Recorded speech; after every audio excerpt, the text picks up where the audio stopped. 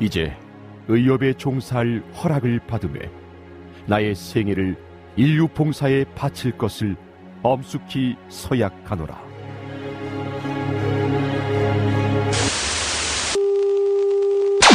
히포크라테스는 없다. 히포크라테스.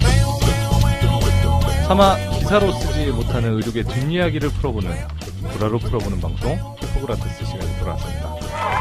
오늘은 히포크라테스 의협회장 후보 특별 팟캐스트입니다. 저는 청년의사 편집국장 양광모고요. 특별 팟캐스트니만큼 패널도 원래 히포크라테스 패널과는 다르다고 말씀을 드렸죠.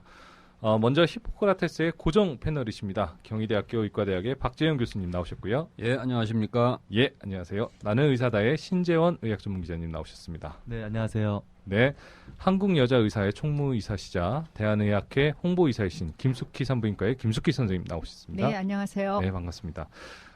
젊은 의사들의 의협에 관심이 늘고 있는데요. 젊은 의사들의 목소리를 대변할 수 있는 분을 모셨습니다. 전 대한공중보건의사협회 홍보이사를 역임한 박광호 선생님 나오셨습니다. 예, 안녕하세요. 네, 감사합니다. 저희가 지금 이제 3회째 특별 팟캐스트를 진행하고 있는데요. 간단하게 패널분들 소감을 한 말씀씩 듣고 진행을 하도록 하겠습니다. 신지원 기자님. 네, 이런 자리가 이제 굉장히 중요한 자리인 것 같아요. 그래서 여기 참여하게 돼서 개인적으로는 굉장히 기쁘게 생각하고 열심히 지금 하고 있는데 일정이 너무 빡빡하다 보니까 좀 많이 좀 힘듭니다. 몸이 좀 지치는 감이 좀 있습니다. 네. 예, 김숙희 원장님. 네, 우선 초청해 주셔서 감사합니다. 어떤 전문지보다도 청년의사에서 이런 간담회 아니면 팟캐스트를 갖게 해주신 것, 그리고 후보들을 검증하는 절차를 갖게 해주신 것 감사합니다. 네, 박재영 교수님. 예, 저는 어렵게 마련된 자리만큼 많은 의협 회원들이 이 방송을 좀 듣고 판단하시는 데 도움이 됐으면 합니다. 이참에 우리 히포크라테스도 확 떠야 되는데 말입니다. 네, 박광호 선생님. 네, 젊은 의사를 대변한다고 하지만 제가 어떤 개인적인 그런 질문이 될 수 있는 그런 거를 조금 양해해 주실 필요가 있으신 것 같고, 제일 젊으면서 제일 엄숙해 말하는 거 열심히 해야겠네요. 네. 네, 그럼 본격적으로 의협회장 후보자 특별 팟캐스트를 진행하도록 하겠습니다. 세 번째 방문 후보십니다. 윤창겸 후보님 나오셨습니다. 박수로 환영하시죠. 안녕하세요. 윤창겸입니다. 예, 패널분들과 인사 나누시죠. 네, 안녕하십니까. 안녕하세요. 제가 먼저 간단히 양력을 말씀드리겠습니다. 휘문고를 졸업하셨고요. 1980년에 한양의과대학을 졸업을 하셨습니다. 한양대에서 외과 전공의 과정 수료하셨고 동대학에서 박사학위를 받으셨습니다. 현재 수원에서 개원을 하고 계시죠? 수원에서 개원하고 있습니다. 예, 그리고 경기도 의사회장을 지난 6년간 역임하셨습니다. 반갑습니다. 윤창경 후보님 먼저 간략히 자기소개를 짧게 한 2, 3분 내로 좀 부탁드리겠습니다. 예, 제가 이제 경기도 의사회장을 이제 2번 영입했고 2년 한 4개월 정도 의협 부회장을 했습니다. 그래서 여러 가지 현안들도 봤고 또 앞으로 어떻게 고쳐야 되는 거에 대한 많은 생각들을 했었어요. 그리고 제가 이제 그러면서 느낀 게 그 복지부 같은 데서 어떠한 정책이 만들어지면 한 20년 넘게 그들은 해왔고 우리는 이제 회장이 자꾸 바뀌다 보면 항상 단절이 됐습니다. 그래서 저는 의협 역사가 100년이 아니고 3년이라고 생각이 들어요. 그래서 하도 답답해서 작년에는 세계 한인 의사회를 만들었는데 그 목적 중에 제일 큰 게 바로 그겁니다. 뭐냐면 정책을 항상 이 복지부의 관계자들은 무슨 문제가 생기면 이렇게 얘기합니다. 자기는 보건행정의 전문가다. 그리고 다른 나라에서 베껴오는 거거든요. 그런 것이 있기 때문에 그 나라가 과연 어떻게 현재 하고 있고 현재 실상이 어떤지를 우리 이제 세계 한인 의사가 전 세계에 퍼져 있어요. 그래서 그분들한테 물어보고 바로바로 순간적으로 대응할 수 있는 길을 만들었고 비근한 예가 이번에 한의학 육성법 통과한 다음에 초음파를 갖다가 한의사도 하겠다고 헌법소원을 넣었더라고요. 그래서 그분을 넣었으면서 한의사들은 뭐라고 얘기를 했냐면 미국 같은 데에서는 초음파를 갖다가 카이로프랙티스 하는 사람도 한다. 두 번째는 뷰티 샵에서 임신한 사람들 그 임신부에 대해서 초음파를 찍어갖고 사진으로 보여준다. 또한 이제 일본에서는 적골사도 초음파를 뭐 이런 식으로 올려놨어요. 그래서 즉시 제가 미국에 물어봤죠. 그랬더니 뭐해서 바로 하루 만에 공식적인 답을 주더라고요. 진단을 목적으로 해서는 절대 쓰지 않는다. 그게 결론이었고 그런 것들이 이번 헌법소원에도 상당히 도움이 됐던 것 같습니다. 그래서 앞으로 그런 거에 대해 좀 더 하면서 우리 권익을 이제 보호하는 쪽으로 가야 되지 않나 이런 생각이 듭니다. 네, 감사합니다. 저희가 진행 방식을 먼저 좀 안내를 해드리겠습니다. 저희는 이제 1대1 인터뷰하는 식으로 저희 패널 분들이 질문을 먼저 하고요. 답변을 짧게 해주시면은 많은 분들이 준비한 질문이 많으니까 골고루 질문을 받으시고 또 청취자분들께 의견을 표할 수 있으실 것 같고요. 또 하나는 처음에는 가급적이면 저희는 너무 딱딱하게 안 하려고 합니다. 그래서 가급적이면은 예전에 어떻게 의과대학을 보내셨는지 이런 좀 가벼운 질문서부터 좀 시작을 해보도록 하겠습니다. 신정 기자님부터 시작을 해주시죠. 네. 사실 뭐 제가 제일 궁금한 거 후보님들한테 제일 궁금한 거는 딱 하나예요. 왜 굳이 내가 의협회장이 돼야 되느냐. 이 당위성이 사실 궁금하거든요. 아니 뭐 다른 사람이 다 될 수도 있는데 꼭 내가 해야지만 뭔가 더 좋은 점이 있다. 이런 거를 좀 저는 여쭤보고 싶어요.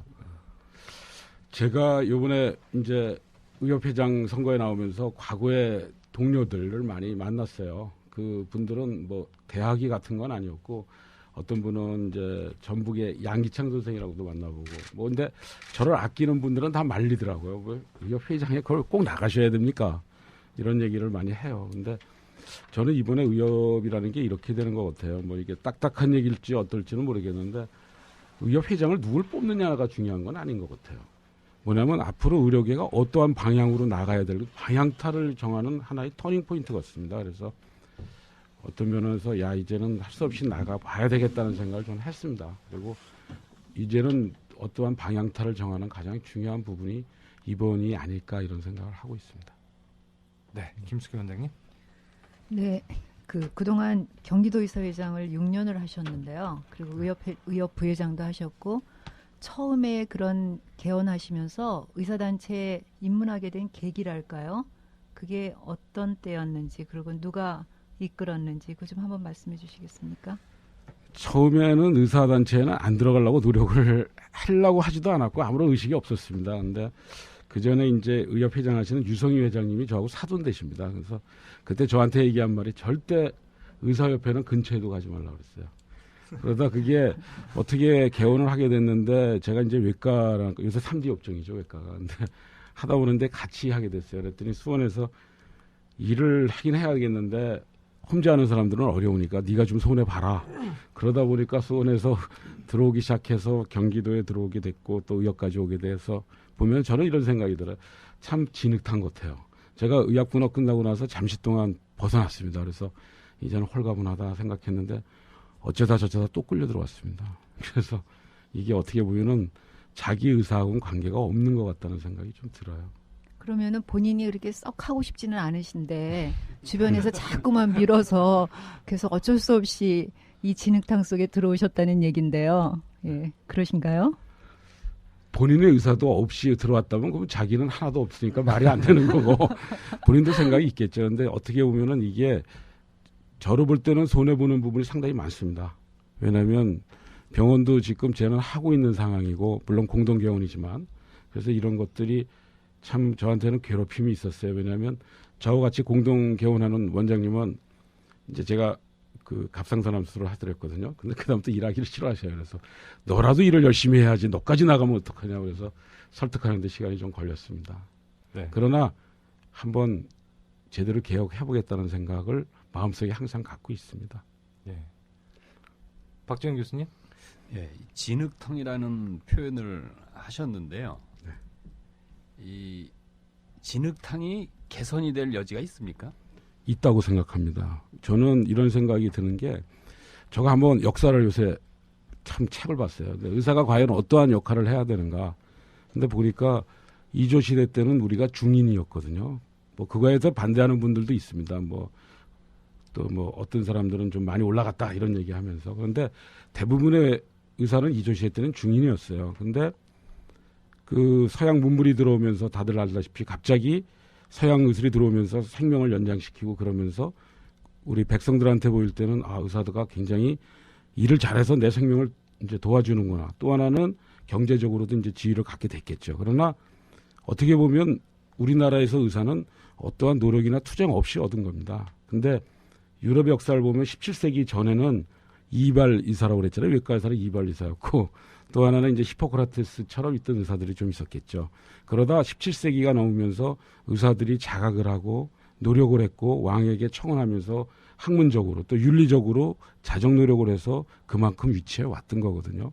근데 우리는 그러한 것이 없이 있다 보니까 전부 모래알처럼 좀 흩어져 있는 부분이 있습니다. 그래서 우리도 지금 다시 가치관을 재정립하는 기회가 이제는 왔다고 보입니다. 또 하나 비근한 얘기가 과거에 그때 보니까 히포크라테스 선서하는데 거기 그런 말이 있더라고요. 히포크라테스 선서에 그 들어가 있더라고요. 절대 환자의 몸에 칼을 대지 마라. 그런 것도 들어있었습니다. 지금은 없어졌죠. 네, 답변이 됐는지 모르겠습니다. 박광업 선생님. 외과 출신이시라고 들었는데 혹시 수련받다가 도망가신 적 있으십니까? 저는 그렇게 좀 잘 참는 편에서 도망가지 않았는데 제 동기가 5명인데 2분이 도망갔다가 다시 돌아왔고요. 제가 말려갖고 들어왔는데 그 2분한테 평생 계속 욕먹고 있습니다. 너 때문에 외과에 갖고 아직까지도 이러고 있다. 이런 얘기를 듣고 있고 또 이상하게 외과 저는 이제 한양대학교 외과를 나왔는데 제 위로 대부분이 돌아가셨어요. 그리고 제 동기가 5인데 2이 죽었고 우리 또 저 밑에들도 몇 사람 돌아가시고 그래서 참 이게 과 때문에 그런가 하는 생각도 들어요. 그런데 미국의 통계를 보니까 의사 수명이 보통 사람들보다 수명이 짧더라고요. 외과가 제일 짧고요. 근데 평상시보다 좀 더 그러니까 평균보다 더 사는 과가 하나 딱 있더라고요. 무슨 과 같으세요? 정신과? 예, 정신과입니다. 정신과는 자기가 도취해서 좀 더 오래 그럼 지금- 경기도 의사회장을 6년 하셨으면 굉장히 길게 하신 건데 예. 경기도 의사회장 하실 때 어떤 젊은 층과 소통하시려던 뭐 노력이라든지 어떤 그런 게 있었던지 그게 좀 여쭤보고 싶습니다. 왜냐하면은 젊은 층이 사실은 후보님에 대해서 많이 인지를 하지는 않는 걸로 제가 지금 알고 있거든요. 그래서 꽤 오래 기간 동안 이제 의사 그 단체 일을 하신 건데 그 부분에 대해서 좀 어필을 하시고 싶으면 하셔도 되고 다른 뭐 있었는데 모르는 것 뿐이다. 좀 그걸 알고 싶습니다. 예, 무슨 얘기인지는 잘 이해하겠습니다. 경기도 의사회라는 게 이제 서울시 같은 데는 그전부터 워낙 컸던 조직이었고 경기도는 점점 숫자가 늘어나는 의사입니다. 수도권을 합치면 아마 의사들의 반 이상이 수도권에 거주하는데 특히 많이 늘어나는 데가 경기도 같아요. 제가 경기도 의사회장하면서 수원시 의사회를 자주 못 갔어요. 근데 수원시를 가보니까 갑자기 모르는 얼굴들이 너무 많이 생겼더라고요. 그래서 거의 뭐 수원시 의사회가 800명이 넘는 의사회로 돼버렸는데 의사회도 그렇더라고요. 한 100명, 150명일 때는 가족 같아요. 근데 점점 늘어나니까 가족 같은 분위기는 많이 줄어드는 것 같아요. 근데 우리 경기도가 젊은 의사가 훨씬 많습니다. 나이 드신 분보다. 그러다 보니까 경기도하고 그러니까 이렇게 젊은이들한테 인지 얘기를 하시는데 우선 젊은 분들이 의사에 대한 관심이 많이 떨어졌기 때문에 그런 문제는 모든 후보가 같이 오는 것 같아요. 근데 하여간 우리 경기도 의사회를 하면서 저 때문이 아니라 모든 분들이 개혁적인 성향을 많이 갖고 있는 데가 경기도 의사입니다. 그래서 경기도를 보면은 전국에 있는 모든 분들이 다 와 있어요. 서울하고 경기도하고 구분이 잘 안 되는 것 같아요. 왜 그러냐면 서울에서 개업하시다가 경기도 와서 개업하시고 경기도 있다 서울 가시고 도대체 그렇게 딱 구분할 수 있는 건 아닌 것 같아요. 그래서 젊은 의사에 대한 인지도다 하는 거는 우리의 노력도 부족하고 또 젊은이들도 이제 이렇게 의사사회가 이렇게 된 상황에서 나 자신이 나 혼자 잘 견뎌내면 된다 이런 생각들 때문에 관심이 떨어졌기 때문이라고 생각이 듭니다. 30대나 뭐 이런 층에서 좀 개인적으로 교류하시는 젊은 의사분이 있으십니까? 되게 이제 경기도도 이제 각 지역에 꼭 경기도뿐만이 아니고 그냥 개인적인 친분도 가능하시고 뭐 지금 있는 분들이 젊은 분들이 또 어느 세월이 흐르니까 이제 동네 동생 같은 분들이 보니까 나중에 되니까는 개원의회 회장도 하고 그러시더라고요. 또 그 밑에 지금 요새도 보는 게 제가 이제 세계 한인 의사회를 하면서 세계 한인 의사 의대생 연합을 만들었습니다. 그래서 그 각 나라의 지금 뭐 호주고 중국이고 이런 데 있는 의대생들하고도 교류를 하고 있고요. 제가 제일 보람찼던 거는 1월 1일인데 갑자기 밤에 너무 많은 그 문자 메시지가 오더라고요. 복 많이 받으시라고. 그런데 보면은 호주에 뭐 안윤교 학생 대표도 오고 또 중국에서도 오고 그러면서 같이 이런 얘기 저런 얘기 하면서 보내는 게 참 즐겁습니다. 카카오톡 이용하시나요? 카카오톡도 하고 문자 메시지가 여러 가지 왔습니다. 예, 질문을 계속 이어가도록 하겠습니다. 제가 하나 질문을 좀 드릴게요. 윤창겸 후보님은 학생 때 공부 좀 잘하셨나요? 뭐 유급당하시거나 그런 적은 없어요? 학교 다닐 때 뭐 이렇게 못하지는 않았고요. 장학금은 계속 받았습니다. 아니 그 말씀은 유급당하신 적은 없으시다는 예, 6년제를 졸업하셨군요. 예, 저희가 오시는 분마다 다 드리는 질문입니다. 예, 신재영 기자님 질문 이어가 주시죠. 네. 제가 여쭤보고 싶은 거는 이제 제가 뭐 저도 의사지만 제가 이제 좀 의료계 밖에 있었잖아요. 의료계 밖에서의 그 의사협회를 바라보는 시각은 이 사람들이 뭔가 의사협회라고 하는 어떤 뭐 공익적인 그런 집단일 줄 알았는데 알고 보니 그냥 이익 집단이더라. 뭐 이런 얘기들을 많이 좀 하시는 것 같아요. 그래서 의사협회가 정체성이 이게 이익 집단이냐 아니면 공익 집단이냐 아니면 바람직한 의사협회의 어떤 사회에서 위치는 어떤 거냐 이런 거에 대한 갖고 계신 생각을 좀 말씀해 주시기 바랍니다. 옛날에는 의학협회 했다가 이제 의사협회로 바뀌었죠. 그때는 의사협회로 돼야 된다고 생각했는데 또 요즘 와서는 의학협회가 더 맞다는 생각도 합니다. 그런데 우선 이게 지금 우리 신재영 기자님께서 얘기하신 게 굉장히 중요하다고 생각합니다. 의료가 그러면 과연 공익이냐 사익이냐 이렇게 생각할 수 있거든요. 그런데 저는 이렇게 생각합니다. 물론 제 말이 다 맞다고 얘기할 수는 없지만 의식주 다음에 제4의 재화가 의료라고 생각합니다. 그래서 제4의 재화인 의료가 그러면 이게 사적인 거냐 공적이냐. 물론 공적 의료도 있고 사적 의료도 있어요. 그런데 공적 의료라면 대개 공공기관을 통한 거고 사적 의료라면 이제 그 각자의 의료기관이겠죠. 그런데 사적 의료기관도 공적인 일을 할 때가 있거든요.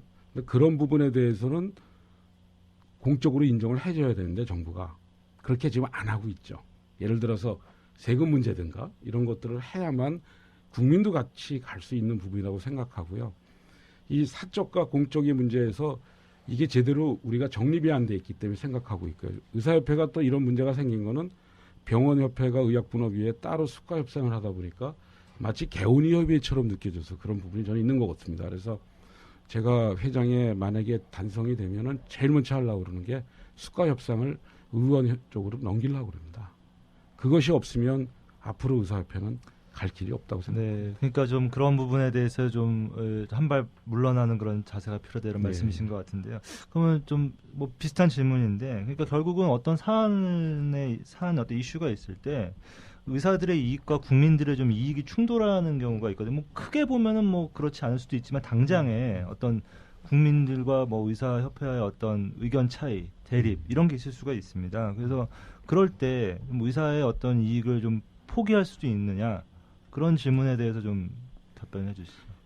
이게 이제 우리의 이익이라는데 독일이 그렇습니다. 독일을 보면은 독일의 의사협회가 있고, 그러니까 의학협회 같은 게 있고, 그다음에 그 봉지기 협회가 있고 또 개운이 협의회가 있거든요. 근데 각자는 노조가 있습니다.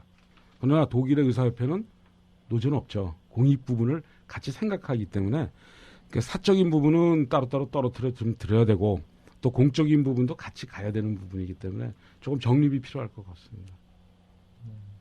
네, 김숙희 원장님. 네, 윤 후보께서는 보통 그 회원들의 의견 수렴을 어떻게 하시나요? 주변 분들한테 주로 들으시나요? 아니면 뭐 의사들 뭐 사이트 같은 데서 보시나요? 경기도는 의견 수렴을 아주 첨예한 부분은 회원 투표를 하고 있고요. 회원 투표가 상당히 관심이 떨어져서 시간이 좀 걸립니다. 현재. 그래서 앞으로 SMS 쪽을 좀 더 많이 활용을 해야 되겠는데 또 SMS를 써보니까 조금 떨어집니다. 그래서 그 시스템은 현재 만들어놨고 이제 이것이 잘 되면 회원의 수렴을 하기에 좀 더 도움이 될 것 같고요. 저도 김숙희 원장님처럼 회장님처럼 고민을 많이 했습니다. 그 이유는 뭐냐면 시군이 이제 경기도에 많이 떨어져 있는데 31개 시군이 있었는데 직원 회장님들이 와서 얘기하는 것이 회원의 뜻을 전부 반영을 못 하더라고요. 그래서 이게 회원한테 직접 물어보는 체제로 바뀌어야 된다고 생각해서 회원 투표라든가 SMS 뭐 문자를 통해서 동의 같은 거를 지금 생각하고 또 그렇게 가고 있었습니다. 네, 박재영 교수님. 예, 저는 그 의사들의 가장 큰 희망 중에 하나가 국민들로부터 존경받는 그런 집단이 되는 건데, 제가 청년의사 다른 팟캐스트에 예. 올라온 그런 댓글을 하나 봤는데요. 조직 폭력배와 의사의 공통점이 있답니다. 그래서 여러 가지가 있는데 제가 인상 깊게 본 거는 내 말 안 들으면 죽는다. 그런 말 한답니다. 그리고 또 하나는 연장을 쓴답니다. 예. 제가 이런 말씀을 드리는 이유는 뭐냐면은 국민들이 의사를 뭐 농담이겠지만 조직폭력배와 이렇게 비유할 정도로 의사들에 대한 신뢰가 굉장히 많이 떨어졌는데 어떻게 신뢰를 회복을 할지 좀 원론적인 얘기 말고 좀 구체적인 그런 어떤 방안을 머리에 갖고 계신 게 있으면 좀 말씀해 주십시오. 이게 가장 중요한 문제로 저도 생각하고 있거든요. 제가 이제 이런 걸 생각해 봤어요. 자존심과 자부심의 차이가 뭘까 생각해 봤습니다. 그랬더니 자존심은 남이 자기를 존경해 주는 거고 자부심은 자기가 느끼는 거거든요. 근데 자존심이라는 것이 이제 국민이 의사협회를 보는 시각을 보면은 의사들이 굉장히 힘이 센 것처럼 생각해요. 근데 사실은 우리는 뭐 각과 이해나 이런 거에 따라 또 봉직이냐 개원이에 따라서 전부 생각이 다르기 때문에 좀 어떻게 보면은 좀 많이 분열이 돼 있거든요. 정부가 또 그거를 많이 그렇게 유도했고 그런 것 속에서 국민들은 우리에게 바라는 게 상당히 많습니다. 우리 정직하기를 원하고 이런 걸 원하거든요. 그래서 제일 먼저 해야 되는 게 우리가 스스로 변화해야 되거든요. 근데 변화해야 되는데 저는 몇 가지를 생각하고 있는 게 자부심을 지킬 것이냐, 그다음에 소신 진료를 할 수 있는 환경을 만들 것이냐, 또 뭐 경제적인 것도 생각을 하냐, 뭐 이런 여러 가지를 한 7가지를 생각하고 있는 것 중에서 회장이 되면 일단은 전국 투어를 떠나려고 그래요. 그래서 7가지 중에서 우리가 버릴 것은 어디까지 버리고 어디까지는 지킬 것이나, 그 지킬 것이 제가 생각하는 자부심인데 지금 박재훈 패널께서 그 얘기를 하신 겁니다. 그래서 그 부분을 서로 공통점을 갖고 갈 거고요. 그다음에 지금 그럼 회원 국민들한테 어떻게 미치게 할 거냐. 현재 무료 진료 나가는 거는 의미가 없어요.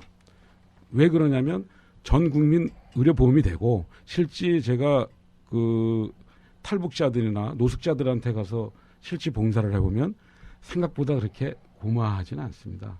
근데 제일 중요한 거는 국민들이 볼 때 의사가 고생을 한다, 또 노력을 한다는 걸 보여줘야 돼요. 그래서 일단 버스를 한 3-4대 사갖고 우리 회원들하고 맞춰서 전국 투어하면서 각 지역마다 가서 그렇게 잘 움직이지 못하는 분들 직접 목욕시켜주고 머리 깎아주고 그런 일을 먼저 해야 됩니다. 그것이 계속 보일 때 국민이 의사들이 고생한다.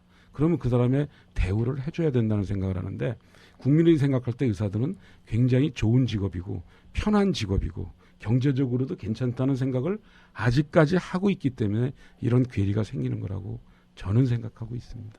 예. 대국민 이미지를 바꾸기 위해서 노력을 하겠다라고 말씀하시는데요. 뭐 이어서 신재원 기자님이 그 관련해서 질문을 더 하실 수 있을 것 같은데, 그 방법에 대해서는 어떻게 찬성을 하십니까? 물론 이제 뭐 그런 이제 오프라인 활동도 좀 필요할 것 같아요. 이제 오프라인으로 그렇게 어떤 사람들에게 뭐 실질적으로 도움을 주고 뭐 메시지를 주고 그런 것도 필요할 것 같은데, 사실은 또 굉장히 지금 정보화 사회고, 그리고 인터넷과 또 소셜 네트워크 뭐 이런 걸 통해서 많은 여론들이 지금 형성되고 있지 않습니까? 사람들이 생각이 다 그 안에서 교류가 되잖아요. 이런 부분은 어떻게 그럼 할 거냐. 제가 봤을 때 지금 의사협회는 이런 부분에 대해서 너무나 안 하고 있다. 국민들과 단절돼 있다. 이렇게 생각을 합니다. 물론 개개인적으로 활동하시는 분들도 있지만 의사협회 차원에서 국민들하고 이렇게 창을 닫아놓고 있는 상태라고 생각을 하시는데, 이런 부분을 좀 어떻게 하실 건지 좀. 그것도 사실은 준비를 좀 하긴 했는데 제가 그걸 좀 베낀 데는 김영환 의원이라고 있어요. 김영환 의원이 그 옛날에 노무현 대통령 때 이제 교과부 장관을 했는데 지금 이제 삼선 의원이고 국회 이제 지식경제위원장인데, 그 양반 사무실에 가면은 아예 그 방 안에 인터넷 방송을 만들어 놨습니다. 비용은 한 토탈 다 들은 게 한 3천만 원 정도 들었거든요. 의사협회도 그걸 좀 만들어 놓으려고 생각을 해갖고 계속해서 방송국을 하나 만들 생각을 지금 갖고 있습니다. 회장 후보님 오늘 세 분 했는데 다 그 방송국을 그래서 만드시겠다 네, 그래서 사실 방송국을 지금 저희 같은 회사는 네. 뭐 먹고 살라고 그러니까. 요즘 언론사는 뭐 먹고 어차피 살라고 자꾸 다 방송국을 만드신다는 미디어가 거예요. 다양화돼 있고 방송을 마음만 먹으면 얼마든지 할 수 있습니다. 뭐 3천만 원 들이지 않고도 당장 뭐 그냥 웹캠과 그렇죠. 이런 것만 갖고 얼마든지 뭐 300만 원, 30만 원 들이고도 할 수 있는데 중요한 건 뭐냐면 컨텐츠예요. 그렇죠. 그런 방송을 통해서 어떤 컨텐츠가 나가냐. 그냥 단순히 그냥 그런 방송들을 통해서 의사협회가 자기 하고 싶은 말만 이렇게 딱 해버리고 그냥 어떤 의사들의 어떤 시각만 딱 얘기한다고 해서 저는 소통이 된다고 보지는 않거든요. 예. 그러니까 좀 더 그 커뮤니케이션 할 수 있는 뭔가 그 도구가 필요하다. 단순히 그러니까 컨텐츠가 필요하다 이렇게 생각합니다. 그런 컨텐츠들을 좀 생각해 두신 게 있는지 좀 궁금하거든요. 아직까지 거기까지는 준비를 좀 안 해놨고요. 그거를 이제 되면은 젊은 의사분들하고 같이 좀 의논을 좀 할 생각입니다. 네. 박강원 선생님 질문 주시죠. 저는 젊은 의사 관련된 여쭤볼 게 많은데 퀴즈를 좀 드리고 싶어요. 그래서 1년에 배출되는 의사 수가 지금 몇 명으로 지금 알고 계십니까? 그때 통계를 봤는데 지금 생각해 보면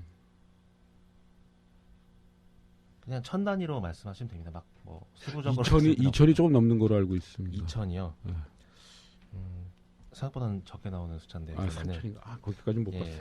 지금 그 면허번호 배출 수랑 그러면 현재 활동하는 의사 수를 대충 추산하고 있는 숫자가 있으십니까? 만 단위로 말씀해 만 주시면. 단위로 얘기하면은 지금 전체가 지금 활동 의사 수는 8만 한 5천 되고요. 예. 근데 전체적인 건 이제 10만이 우리 있다 그러죠. 한 8만 5천인 것 같습니다. 그리고 그 얘기 아까 얘기한 게 제가 갑자기 그랬는데 예. 그 부분이 왜 그것 때문에 저도 관심을 갖고 있었냐면 의과대학 졸업생한데 인턴 레이던트 숫자가 졸업생보다 조금 많더라고요. TO가. 네. 그래서 그거를 해결해야 되기 때문에 고민을 많이 했고 그걸 이제 복지부하고도 그 전에 얘기 많이 해서 병원의 신임 업무를 갖다가 지금 빼는 쪽으로 신임 업무를 따로 의학회로 넘기든가 어느 쪽으로 가는 쪽을 좀 생각하고 있습니다. 그게 결국은 3D라고 그러는 과들에 대한 문제도 그런 부분이 먼저 해결이 돼야 될 것 같다는 생각이 너무 깊게 생각하셔가지고 답을 빨리 말씀 못하신 것 같은데 일단은 3,500명 예, 정도 나오는 걸로 지금 돼 있거든요. 그러면은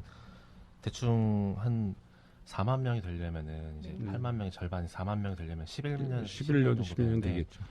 사실 엄청 짧은 시간이거든요. 강산 한번 바뀌고 조금 바뀔 텐데 이제 지금도 안 그래도 힘들다는 소리 굉장히 많이 들어요. 뭐 저는 사실 아직 밖에 나가서 본격적으로 개업한 건 아니기 때문에 뭐 확실한 건 잘 모르겠습니다만 그런 얘기를 많이 듣는 건 사실이고요. 그래서 사실 지금 정부도 일자리 창출에 대해서 관심이 많고 이런 거를 잘하는 게 이제 유능한 정부다라는 말을 듣는데 젊은 층 입장에서 봤을 때는 사실 의사협회가 좀 젊은 층이 밖에서 일할 수 있는 환경을 잘 만들어 주는 게 가장 중요한 거 아닌가 생각을 하거든요. 그래서 좀 어떤 구체적인 정책이나 이런 게 있으신지 좀 젊은 층 관련돼 가지고 말씀을 좀 해주시면 감사하겠습니다. 지금 얘기하신 게 이제 굉장히 제일 힘든 것 중에 하나인데요. 그게 이제 정부가 생각할 때 우리나라가 OECD 기준의 의사 수가 그러니까 OECD보다 적다고 생각을 해요. 그러니까 3.8인가로 기억하는데, 근데 그 통계가 저희는 잘못됐다고 저는 생각해요. 그걸 곰곰이 생각을 해봤어요. 실제 현장에서는 의사 수가 너무 많아요. 근데 정부는 의사 수가 부족하다고 얘기하고 OECD 통계를 내요. 그런데 가만히 그래서 그걸 고민을 해봤는데 외국에서는 의과대학을 나와서 임상의사가 되는 퍼센트와 우리나라에서 의과대학을 나와서 임상의사가 되는 퍼센트가 달라요. 우리는 98 이렇게 나오고 그쪽은 각 나라마다 다르지만 50에서 60%죠. 그러니까 그 통계가 안 맞는 통계를 갖고 자꾸 거기다 맞추니까 지금 의과대학 숫자를 자꾸 못 줄이고 줄여주질 않고 있거든요. 그래서 이 부분을 앞으로 더 깊이 파갖고 이런 문제를 얘기해서 일단 정부 정책이 의사 수를 더 이상 확대하는 거를 줄여가도록 하는 게 첫 번째 급선무고요. 근데 그거에 대한 아직 공감이 국민이나 정부하고 돼 있질 않습니다. 그래서 그거 설득 작업이 첫 번째가 돼야 될 거고요. 두 번째는 그것 때문에 제가 여기 한국에 있는 의대생 그 연합에 가서 강의도 했지만 그들이 갈 자리를 일단 멘토가 돼서 해줘야 될 것 같아요. 그래서 멘토링 그 사업을 시작을 했거든요. 그래서 지금 구체적으로 좀 말씀해 주시겠어요? 예. 멘토링이라는 거예요. 그게 이제 멘토링이 이제 우리나라에서 볼 때는 이제 우리나라를 이제 국한에서 얘기하면 의과대학을 나와서 꼭 의사가 된 다음에 꼭 임상을 해야 되느냐. 그래서 그 부분에 대한데 지금 청와대에도 이제 의사분들이 좀 있고요. 네. 복지부에는 10분 이상 있어요. 근데 그분들이 얘기가 답답하다는 겁니다. 왜냐? 자기는 멘토가 돼갖고 멘토링을 해주고 싶은데 접촉이 적다 이거죠. 그래서 제가 회장이 되면 바로 그분들도 그런 시간과 이런 장소를 제공할 충분한 걸 마음을 갖고 있어요. 그래서 그분들하고 와서 설명하는 기회를 점점 늘려갖고 또 실제 이제 강의를 듣고 나서 나는 이런 걸 하고 싶다 하면 멘토링을 해주면서 이제 그 자리로 갈 수 있는. 근데 그거는 비임상 관련된 분야 쪽으로만 멘토링이라고 제가 이해가 되는데. 아닙니다. 임상적인 것도 있습니다. 임상 부분은 이제 우리 한국에서는 워낙 돼 있어서 안 했지만 지금 중국의 의과대학에 지금 있는 한국 여권을 갖고 있는 한국 사람이 400명이 넘습니다. 근데 그 400명이 넘는 사람들이 중국에서 의사가 되더라도 중국에서 개업이나 취직을 할 수가 없습니다. 그래서 그들은 항상 생각하는 게 미국 문은 좀 닫혀 있으니까 호주를 갈 생각들을 많이 해요. 그래서 호주에 있는 한인 의사들하고 그분들하고 멘토링을 좀 맺어주고 있고요. 또 하나는 이제 또 한국에도 요전에 제가 그 국립방문에서 세계 한인 의대생 연합하고 강의를 해드린 거는 뭐냐면 미국에 가서 미국 의사를 할 수 있는 멘토링을 한국 사람들도 와서 좀 들었고 또 연결을 시켜주고 있고요. 근데 사실은 미국보다도 브라질이 현재는 좀 의사들이 살기가 좋아요. 이유가 뭐냐면 브라질 한인 의사에서 보면은 과거에는 브라질 한인 의사들이 브라질의 의사 생활이 좀 힘들고 경제적으로 힘들다고 그래서 미국으로 많이 갔는데 요새는 다시 브라질로 돌아옵니다. 그래서 제가 브라질하고 쭉 해보니까 브라질은 아직 보험이 없습니다. 그래서 좋은 것 같다고 그러더라고요. 그리고 또 하나는 멘토링 해주는 게 한국에서 지금 해주려고 그러는 게 브라질 같은 데는 총기 사고가 굉장히 많아요. 그래서 혈관이나 이런 수술이 전 세계에서 가장 발달돼 있습니다. 그래서 그쪽으로 가서 이제 배우는 분들은 그렇게 해주려고 그러고 저도 이제 교환 교수로 스코틀랜드의 던디의 나인앤 호스피탈에 교환 교수로 간 적이 있어요. 근데 그때가 89년도입니다. 근데 갔었는데 그때 저는 그냥 덜렁덜렁 이제 편지 보내고 해서 승낙을 받고 갔는데 그 일본에서 온 친구는 그 일본의 그 위에 있는 그 선배 의사가 데리고 가더라고요. 데리고 왔어요. 그러니까 그분 데리고 온 사람한테는 더 잘해주고 저는 처음에 참 찬밥 대우를 많이 받았어요. 네. 그런 걸 보면서도 멘토링이 필요하다 이런 생각을 많이 했습니다. 네, 감사합니다. 여기서 잠깐 좀 정리하고 질문이 이제 너무 좀 국한돼서 가는 것 같아서요. 아직 저희가 이제 공약에 대해서는 얘기를 듣지 못했습니다. 아직 시간이 좀 있어서 공표하지는 않으신 것 같은데 준비하고 계신 건 분명히 있을 거라고 생각을 합니다. 저희가 좀 그 심도 깊은 이야기를 하려면 앞으로 의사협회장이 되면은 이것을 하겠다라고 짧게 몇 가지를 나열을 좀 해주시면 그거에 이어서 질문을 좀 이어가도록 하겠습니다. 짧게 좀 부탁드리겠습니다. 첫 번째는 이게 이제 굉장히 힘든 건데 이걸 정리를 해보려니까 잘 안 돼요. 근데 네. 제일 크게 보고 있는 거는 저는 그렇게 생각합니다. 의료 관광이라는 거는 분명히 실패작이고 의료 서비스에 국한된 거거든요. 그래서 앞으로 우리가 의료 선진화가 된다는 게 정부의 생각이고 그래서 첫째가 R&D에 있는 모든 재원 중에 하나로 뭉치겠다. 그래서 휴먼 테크놀로지라는 파트를 하나 만들겠다는 게 제 공약입니다. 휴먼 테크놀로지를 나는 의협 산하가 아니라 정부의 R&D라고 돼 있는 게 15조가 넘습니다. 그 중에서 의료에 관계된 그 R&D가 4조 원 정도가 됩니다. 그 4조 원 정도가 어디에 들어가 있냐면 정부가 삼고 있는 테크놀로지가 6가지예요. IT, BT, NT, CT, ET. 네, 몇 가지 있습니다. 6가지가 있습니다. ET. 그렇게 있는데 그렇게 돼서 다 흩어져 있어요. 그래서 실제 정확하게 돈이 얼마인지는 모릅니다. 보건복지부에 있는 R&D가 보건의료에 관계되는 R&D가 한 5천억 정도 되고요. 그다음에 직영부에 있는 게 한 1조 5천억 정도 되고 그다음에 교과부에 있는 게 1조 원이 좀 넘는 것 같습니다. 그래서 대략 여기저기 흩어져 있는 게 4조 원인데 매년 그 돈은 나가고 있습니다. 근데 그 나가는 것이 주로 기초에 많이 나가서 주로 많이 받고 있는 분들이 농생물학과, 생화학과, 생물학과에서 가져가고 있어요. 그러니까 이것이 이 R&D를 하려면 기초가 있고 중개 임상이 있고 제품 만들기 전 단계가 있는데 임상이 안 되는 겁니다, 지금. 근데 그분들은 어디서 주로 공부를 하고 오신 분이냐면 미국의 NIH에 가서 공부를 하셨어요. 의사 밑에서. 그래서 그분들이 그런 걸 해야 되는데 임상에 직접 쓰지를 못해서 다 사장되는 게 너무 많아요. 그래서 그 돈을 휴먼 테크놀로지 하나 합치면은 돈이 합쳐집니다. 그러면 교통 정리가 됩니다. 그 휴먼 테크놀로지가 그 국립기술연구처에 있었든 그 밑에 산하에 있든 어디에 있든 어디 한 군데 모이게 되면 그 돈이 임상에 되게 되면 R&D가 대학에서 R&D를 하게 되면 외래를 30% 줄여야 됩니다.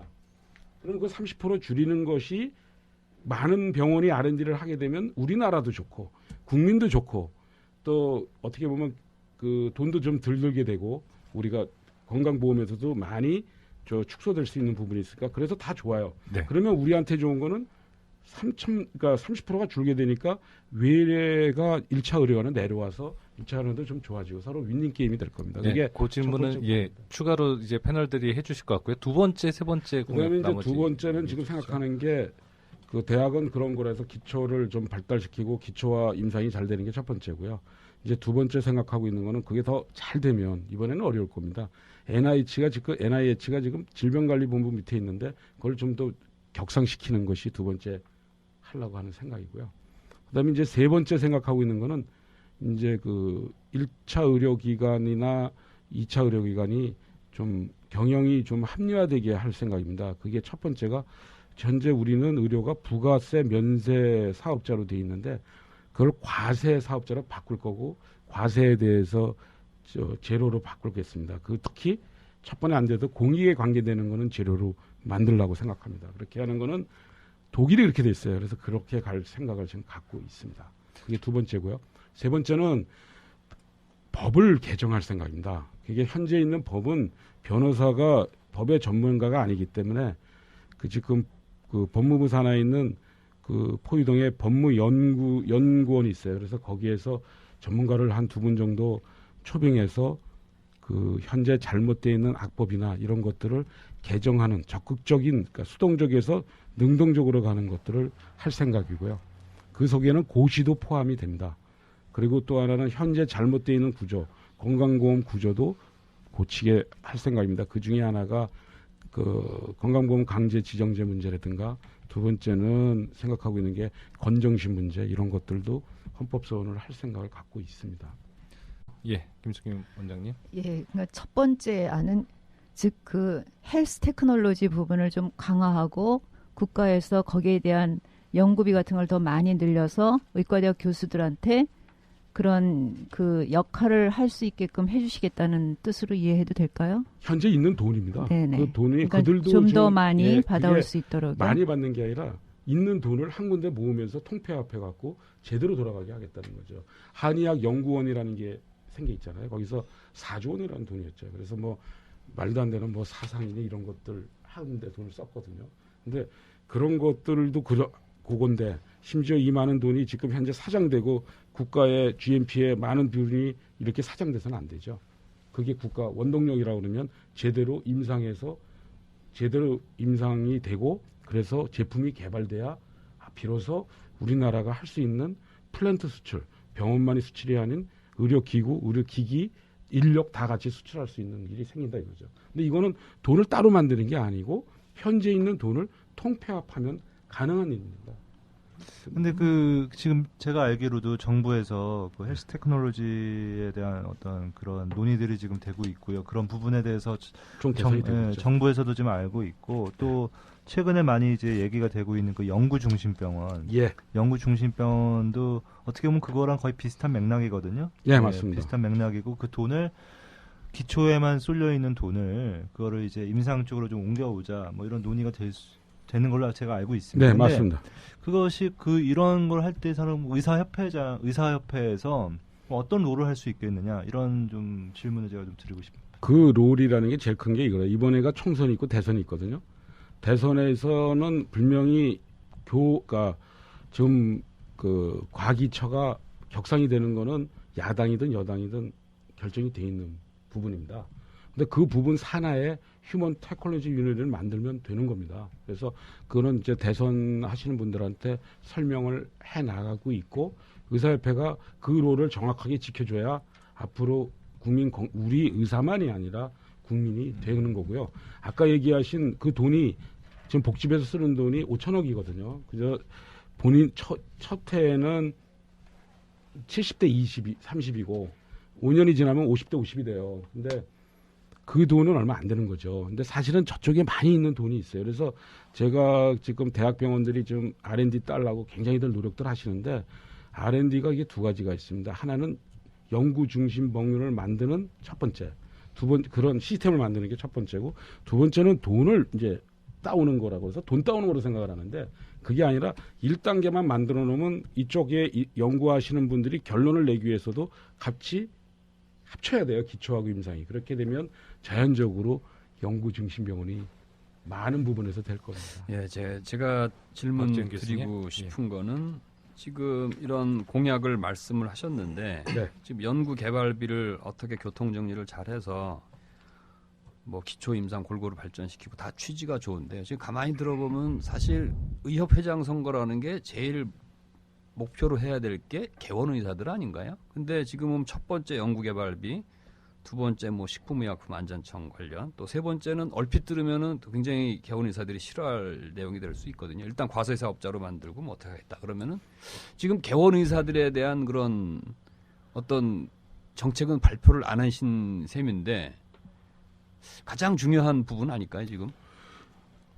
개원의사들이 부가세 면세에서 과세로 해서 과세 제로로 한다는 것이 굉장히 필요한 상황이에요. 현재는 그게 왜 그러냐면 지금 임상하신 분들이 지금 별로 없으셔서 그런데 김석기 의원님 지금 현재 개원가도 결국은 의료 기기들을 계속 살 수밖에 없어요. 또 병원의 인테리어니 그렇지만 병원을 갖다 증축할 때 돈이 들어가요. 근데 부가세에 대해서 면세가 되다 보니까 부가세 환급을 하나도 못 받아요. 그 부분이 굉장히 많은 부분입니다. 그렇기 때문에 그것이 개원이한테는 굉장히 큰 도움이 될 거라고 생각하고요. 제가 이번에 카드 수수료 1.5로 인하한 것도 그런 맥락입니다. 이번에 분명히 하면서 저는 생각했어요. 분명히 금융 마피아들이 가만히 있지 않을 거다. 뭐 자유 경제에 따라서 이렇게 되면 이게 우리 의료에 대해서도 큰 문제가 하나의 화두가 던져지는 겁니다. 그래서 그런 부분을 같이 갈 생각입니다. 네, 법을 개정한다는 말씀하셨는데요. 법을 개정한다고 네 번째. 네. 어떤 법? 의료법, 헌법? 어떤 방향의 법을 개정하시겠다는 법을 개정하려는 건가요? 거는 건강관리법, 네, 건강보험법하고요. 의료법의 일부를 개정할 생각을 지금 갖고 있습니다. 그러니까 제일 먼저 생각하는 게 이거죠. 건강보험에서 강제 지정제잖아요. 그러니까 그게 헌법의 행복추구권이나 자기결정권에는 문제가 있습니다. 그러니까 이렇게 그거를 함으로써 얻을 수 있는 게 뭐냐면 단일 보험 체제를 다자 보험 체제로 바꾸는 데는 그것이 꼭 필요하고요. 두 번째 이제 건정심에서 의결 사항에 보면은 그 합의가 안 될 경우에는 복지부가 고시를 할 수 있거든요. 수가를. 그 부분도 어떻게 보면 잘못된 부분이거든요. 어떻게 정부가 마음대로 수가를 정합니까? 그거는 양쪽에서 같이 논의한 결과를 갖고 와야 되고 안 되더라도 최소한 물가 상승분과는 올려야죠. 그런 부분. 그다음에 지금 문제가 된 뭐 리베이트 쌍벌제 부분이라든가 그렇지 않으면 뭐 도가니법 또 그다음에 의료 분쟁 조정법 이런 부분에 대한 개정은 반드시 이루어져야 되는 근데 부분이죠. 개정을 해야 된다 그렇게 말씀을 하셨는데 네. 최소한 지금까지는 의사협회에서 어떤 주장을 하고 어떤 의견이 있으면은 그게 국회 입법 과정에 반영이 되고 또 행정부의 정책에 반영이 돼야 되는데 지금까지는 그게 원활하지는 않거든요. 그러면 그러한 부분을 그냥 원론적인 얘기가 아니라 구체적으로 그러면 이런 거를 좀 아까 설득 작업이라고 말씀을 하셨는데 좀 구체적인 방안이 지금 있으십니까? 예, 그걸 얘기를 좀 드리면요. 죄송합니다. 지금 우리가 우리 의사협회에서 얘기하는 거를 정부에서는 또 정부는 뭐 두 번째 치고 국회에서는 자기 이기주의라고 생각을 하고요. 또 하나는 약사회보다도 힘이 약하다고 생각해요. 약사회는 굉장히 많은 회원을 데리고 있고 의사협회는 조금이라고 생각해요. 왜 그런 상황에서 국회의원들이 입법하는 국회의원들이 우리 얘기를 들어주겠습니까? 안 들어줍니다. 이게 의사협회에서 할 때 이게 잘 톱니바퀴처럼 잘 돌아가야 돼요. 시군구의 의사회에서 얘기하는 거는 국회의원이 의사협회에서 얘기하는 것보다 더 잘 들어줍니다. 표하고 관계되기 때문에. 제가 카드 수수료 인하하면서 이번에 인하하는 거를 보셨을 건데 전부 안 된다고 그랬어요. 그런데 해냈습니다. 그걸 해내는 데는 여러 가지 작업이 있었어요. 저보고 선거 여기서 바쁘시냐고 물어보더라고요. 근데 저 어저께까지 약속 지키느라고 그 한 국회의원이 카드 수수료 인하에 발벗고 나서서 그분 선거운동 하지러 다녔습니다. 서로 기브 앤 테이크입니다. 그리고 그것이 카드 수수료 인하가 모든 사람한테 보편 타당하다면 들어줄 수 있어요. 제가 도가니법에 대한 거를 국회의원들에 설명하니까 국회의원들이 이거 문제가 있다. 개정법률을 만들겠다고 얘기했고 의료분쟁조정법도 하겠다고 나서는 사람이 많습니다. 근데 의사협회가 현재처럼 내부에 혼란이 있고 이런 상태에서는 들어주질 않기 때문에 의사협회의 힘이 약해진 거지. 오히려 시군구 의사회의 힘이 오히려 더 요새는 정치적으로는 더 강합니다. 예, 김숙희 원장님. 네, 윤창겸 후보께서는 지금 현 집행부의 부회장을 하셨거든요. 네. 부회장 하시면서 의료분쟁조정법이 통과됐고 의사협회에서는 그게 굉장한 성과다 그런 말을 했습니다. 또 하나는 원격 의료에 대해서도 회원들이 상당히 반대를 하는데도 원격 의료를 도입하기 위해서 정부 입장을 굉장히 반영하고 다녔거든요. 그 당시에 윤 후보께서는 어떤 무슨 역할을 할 수가 없으셨나요? 그리고 제가 알기로는 윤창겸 후보께서 중도에 이제 부회장직을 사퇴하신 걸로 알고 있는데 그 사퇴하시게 된 제일 큰 계기가 그런 문제점이라든지 뭔가 연관이 돼 있나요? 아니면 다른 문제가 또 있었나요? 이런 거하고 제일 큰데요. 저하고 이제 제가 집행부에 들어가서 처음에 반대한 게 원격 진료하고 건강관리 서비스였어요. 그런데 그 전체 우리 의사협회의 그 이사회가 운영되는 것이 좀 약간 독단적으로 많이 흘렀습니다. 그 속에서 뭐 기록을 보시겠지만 처음부터 반대하니까 나중에는 거의 좋지 않은 얘기도 면전에서 들은 적도 있고 그래서 저는 원격 의료와 건강관리 서비스가 그런 형태는 안 된다고 얘기했었고요. 의료분쟁조정법은 처음부터 이런 상태가 된 게 아니에요. 이게 결국은 전임 진수희 장관이 밀어제꼈는데 복지부에 아마 어떻게 보면 당한 부분이 많을 겁니다. 처음에 보건복지에 들어가기 전에 있을 때는 하얀 토끼였다가 보건복지부 법사위를 통과하면서 회색이 되고 그 다음에 법사위원회를 통과하면서 까만색이 되고 거기서 한참 있다가 나올 때는 아주 새까만 색으로 나온 게 의료분쟁조정법이고 의료분쟁조정법의 문제점 때문에 제가 지난번에 임총 소집을 했던 거고 의료분쟁조정법은 많은 부분이 문제가 있다는 게 의사들만이 아닌 국회의원분들도 이해하셔서 개정이 돼야 되고 될 거라고 생각하고 있습니다. 그리고 제가 그 당시에 나오게 된 동기는 그래도 더 있으면서 계속 반대 의사를 표현해야 되는 부분도 있다고들 얘기했는데 그 집행부가 어떻게 보면 둘로 나눠졌어요. 제가 나오기 일주일 전에 많은 분들이 사퇴를 하셨습니다. 그분들이 나온 다음에 제가 거기에 있을 때는 모든 정보가 차단된 상태에서 더 이상 어떠한 부회장으로서 일을 할 수가 없는 상태였습니다. 그래서 나올 수밖에 없었고 지금도 아쉬운 게 개인적으로는 한의학 육성법을 조금만 더 제가 먼저 알았다면 좀 더 막을 수 있었지 않을까 하는 아쉬움이 남아 있습니다. 신지영 기자님. 말씀 중에 굉장히 핵폭탄 같은 발언이 있으시거든요. 그래서 회장이 되시면 당연지정제에 대해서 헌법 소원을 하겠다. 이거는 제가 봤을 때 굉장히 이게 파괴력이 있는 이슈입니다. 의사협회에서 헌법 소원을 하고 당연지정제가 만약에 헌법 소원에서 받아들여서 폐지가 된다면 그것 자체로 큰 이슈가 되는 것이고, 만약에 기각이 되면은 의사협회는 이 지금 당연지정제에 대한 국민의 여론은 절대 폐지 반대가 제가 봤을 때 대다수예요. 그런데 그런 국민 여론이 있는 상태에서 헌법 소원을 하시겠다는 것 자체가 어떻게 좀 이해가 안 가는데 말씀을 좀 부탁드리겠습니다. 이게 그러니까 지금 저는 이런 얘기를 생각했어요. 적자하고 서자를 갖다가 구분하게 된 거는 그전에는 없다가 2조 때 그 태종 때 이방원의 난이 일어나면서 적자하고 서자를 구별했어요. 그게 2조 500년을 계속 지켜왔습니다. 우리도 지금 모르는 사이에 그것이 맞다고 생각하고 국민이 그렇다고 생각을 하고 있어요. 이것이 가장 큰 문제입니다. 잘못된 거는 고쳐야 됩니다. 이번에 카드 수수료 제가 이날에 노력을 해서 카드 수수료 인하가 되니까 금융 마피아들이 뭐라고 얘기를 하냐면 이거는 자유 시장 경제 원리에 어긋난다고 얘기를 지금 하고 있어요. 금융마피아라고 계속 단어를 쓰시는데 구체적으로 어느 그룹을 얘기하시는 겁니까? 보험회사하고 은행인 금융감독원이 마피아입니다. 제가 그 얘기를 해드리면 카드 수수료 얘기를 좀 해야 되는데 이것도 똑같은 얘기인데 원래 얘기를 계속 이어가 네네. 주시면 될 것 같습니다. 네, 그런 건 마찬가지인데 왜 그러냐면 제가 카드 수수료 하면서 느낀 게 이런 거예요. 카드 수수료를 왜 가맹점이 냅니까? 쓴 사람이 내는 게 맞습니다. 그렇게 된 나라도 여럿 있고요. 그런데 우리나라에 카드 수수료를 들여온 이유는 왜 그랬을까 생각해 보면요. 자기 예산보다 더 많이 쓰게 만든 겁니다. 더 많이 쓰게 되면 결국 연체가 발생해요. 연체료가 지금 20%입니다.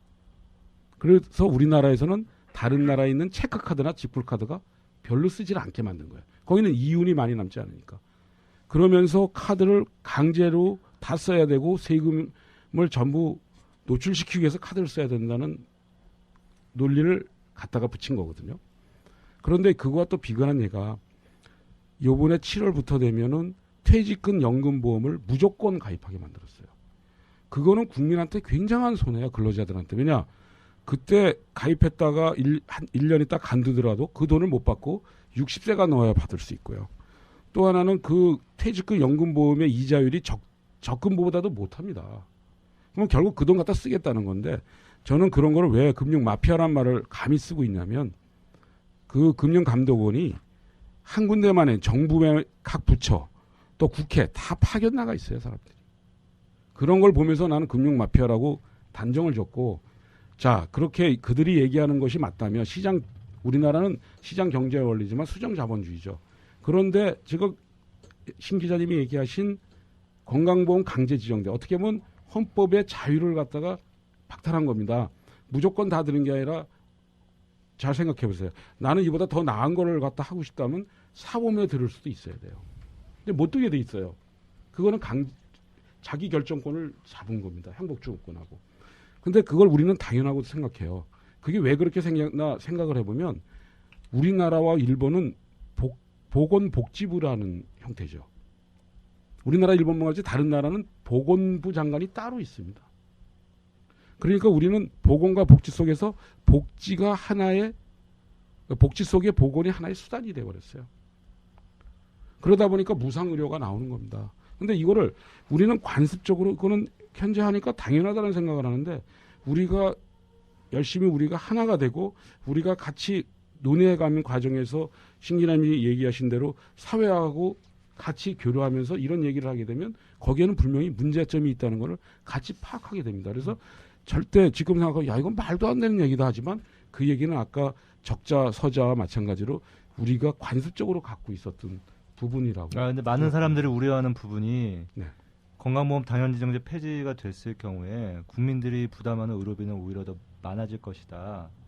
이렇게 우려하고 그렇게 되면 의사들의 이익이 더 커지는 거 아니냐. 그리고 의사들의 이익이 커지는 것뿐만 아니라 그런 것보다도 오히려 우려되는 것이 어떤 대형 자본이 들어와서 그러면 그 국민들의 어떤 그 영리를 추구하다 보면 그런 자본주의 논리를 들어오게 되면은 그런 회사들이 다 이익을 가져가고 어떤 일부 시각은 의사들도 굉장히 그 피해자가 된다 이런 시각도 여러 가지 굉장히 그 시각들이 많단 말이죠. 그러니까 굉장히 아까 제가 핵폭탄 같은 그런 사안이라고 말씀드렸지만 그런 사안에 대해서 어떻게 보면은 바로 이렇게 또 헌법소원을 내고 한다 그러면 좀 어떻게 볼까 그 사람들의 정서가 지금 상황에서 현실이 사람들이 어떤 건강보험 당연 지정제라든지 의료보험의 뭐 민영 의료보험의 도입이라 이런 거에 대해서 거부감이 굉장히 많은 사람들이 있는데 의사협회가 발벗고 나서서 그런 지금 원래 MB 정부가 그런 걸 하려고 했다가 후퇴한 이유도 여론에 밀려가지고 못한 건데 그럼 의사협회가 그럼 그 총대 메고 그럼 나가서 해야 되느냐 이런 네, 질문입니다. 질문을 좀 그냥 짧게 정리를 하겠습니다.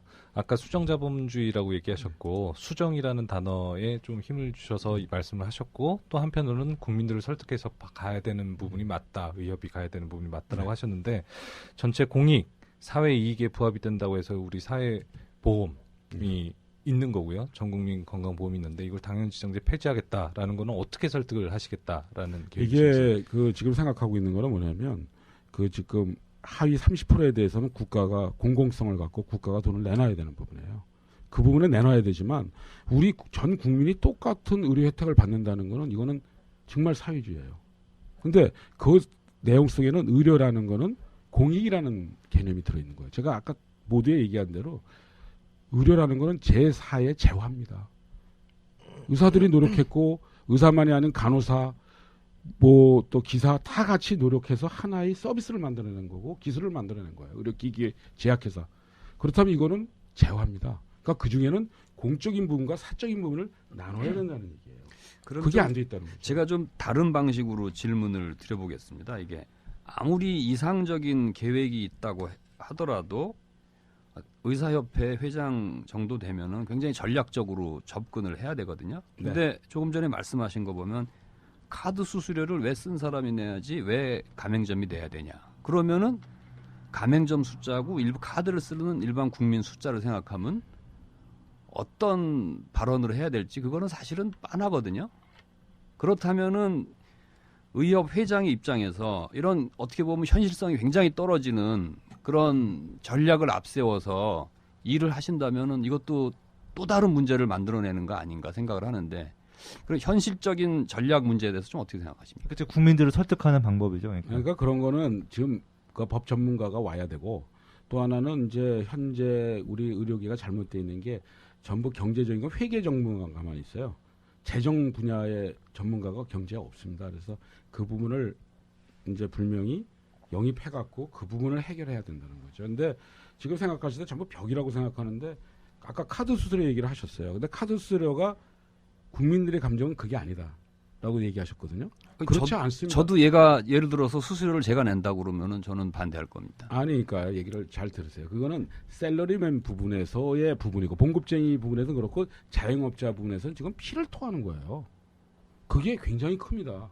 지금 중소상인이라고 하면서 카드 수수료 그게 성공하셨던 이유는 그런 자영업자들의 어떤 여론이니까 국민을 뒤에 업었기 때문에 사실은 가능했던 부분인데 이거 의료 뭐 당연지정제 폐지는 그 국민의 여론을 바꿔야 되는 상황이죠. 그러니까 상황 자체가 좀 다르다고 보거든요. 그러니까 그 부분을 좀 설명을 해주세요. 그러니까 그게 지금 얘기하는 게 우리 닭이 먼저냐 달걀이 먼저나 마찬가지입니다. 그런데 이 부분에 대해서는 그러니까 저가 회장이 된다고 다 할 수 있는지는 않아요. 저는 이런 생각을 해요. 제가 하는 동안에는 어떻게 보면 의료계가 지금 아까 처음에 모두에 말씀드린 것처럼 누구를 수장으로 뽑는 게 중요한 게 아니라 의료계 전체의 방향틀을 어떻게 설정할까가 지금 결정적인 부분이에요. 그런데 그 방향타를 설정한다는 뜻이 뭐냐면 누가 다 할 수 없어요. 일단 기초공사는 만들어놔야 그 다음부터 탑을 세울 수가 있습니다. 그래서 그런 생각을 갖고 있고요. 이 부분을 지금 건들지 않고는 우리가 갈 길이 막막합니다. 이유가 뭐냐면 총액계약자가 앞에 나와 있습니다. 총액계약자에 대한 해결할 수 있는 방법은 유일한 방법이 이 방법밖에는 없습니다. 네, 여기서 이 문제는 정리를 하고 넘어가야 될 것 같습니다. 저희가 벌써 진행한 지 1시간이 지났기 때문에요. 이제 후반부를 달리고 있는데 조금 더 한 10분 정도 질문을 더 하고 나서 그 다음에 마무리하는 시간을 좀 갖도록 하겠습니다. 박광욱 선생님 질문하세요. 말씀을 들어보면은 이제 보건과 복지를 분리시켜야 된다. 뭐 헬스 테크놀로지 말씀하시는 것도 그렇고 산업으로 보시는 경향이 좀 있으신 것 같으세요. 그래서 세계화 관련된 것도 좀 많이 있으시고 그러면 이제 젊은 의사들 같은 경우에는 제가 먼저 여쭤보고 싶은데 개원을 꼭 해야 됩니까? 저는 개원을 하는 것보다는 다른 쪽이 훨씬 더 유리하다고 그렇게 생각합니다. 생각하시죠. 예. 그러면은 의사협회 차원에서 만약에 젊은 층의 일자리를 예를 들어 지금 한국 사회는 굉장히 좀 어떻게 보면 의료의 분야에 있어서는 사회주의가 굉장히 강하거든요. 공공성이 강하고 다른 나라는 사실 그렇지 않아요. 뭐 단적인 예로 영리병원이라 하는 것도 공산주의 국가인 중국에도 심지어 도입되어 있고 영국 같은 NHS를 기반으로 하는 나라 도입이 돼 있는데 유독 한국만 그게 정치적으로 너무 어렵게 풀려 있단 말입니다. 그러면은 어차피 대국민적으로 이제 이 한국 내에서 할 일은 따로 있으신 것 같고 그 분야를 외국이랑 연계시켜가지고 결국 해외 나가고 일자리 창출하는 것들은 다 그런 분야거든요. 그런 거 특히 젊은 층이 앞으로 개원을 꼭 해야 되는 게 아닌데 그런 분들을 해외랑 연결시켜가지고 특히 뭐 아까 세계 그 한인 의사회 같은 것도 있으시고 네트워킹도 잘 돼 있으신 것 같은데 그런 쪽으로 조금 생각하고 계신 게 있으신지를 좀 여쭤보고 싶어요. 왜냐하면 실질적인 일자리 창출과 관련돼 있거든요. 좀 디테일한 설명 있으시면 좀 부탁드리겠습니다. 그러니까 지금 일자리 창출 문제를 얘기하시는데 이제 제가 보기에 그래요. 제가 옛날에 스코틀랜드 있을 때 보면은 임상의사보다 연구의사가 더 수입이 낮습니다.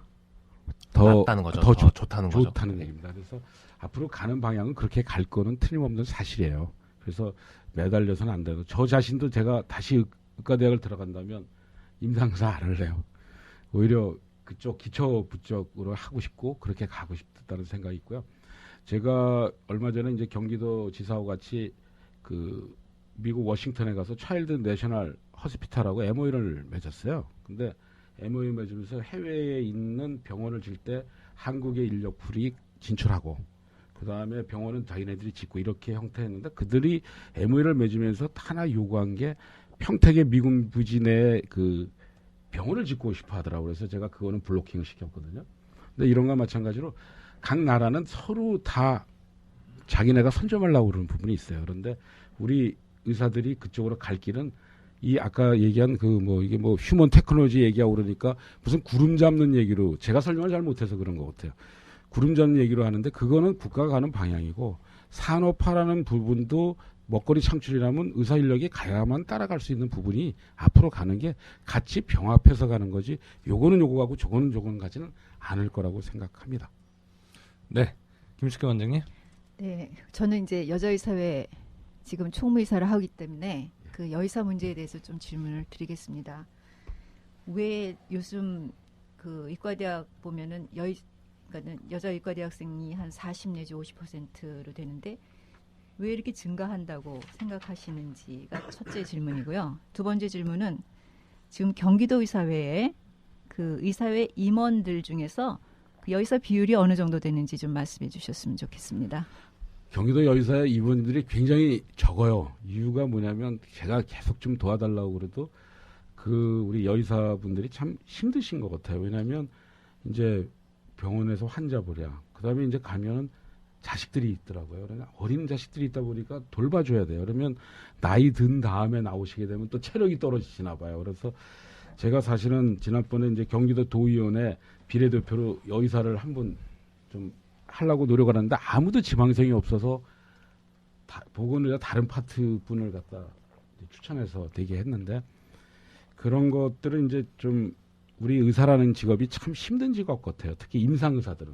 그 이유가 뭐냐면 그 다른 뭐 약사나 뭐 이런 분들은 본인이 없더라도 약국이 운영이 돼가요. 근데 의사는 여럿이 공동 개업을 해도 그 의사가 없으면 환자가 떨어져요. 그런 것들 때문에 계속 이게 막노동하는 거와 똑같다는 생각이 우선 들고요. 의과대학의 지금 여의사 비율이 40에서 50% 되는 거는 남자보다 여성분이 더 똑똑합니다. 그리고 남자분들은 가만히 제가 애가 셋인데 딸들의 아들 하나거든요. 근데 딸들은 좀 열심히 하고 모범생으로 하는데 남자들은 생각하는 게 많은지 사방에 관심이 많은 것 같아요. 그래서 공부들을 좀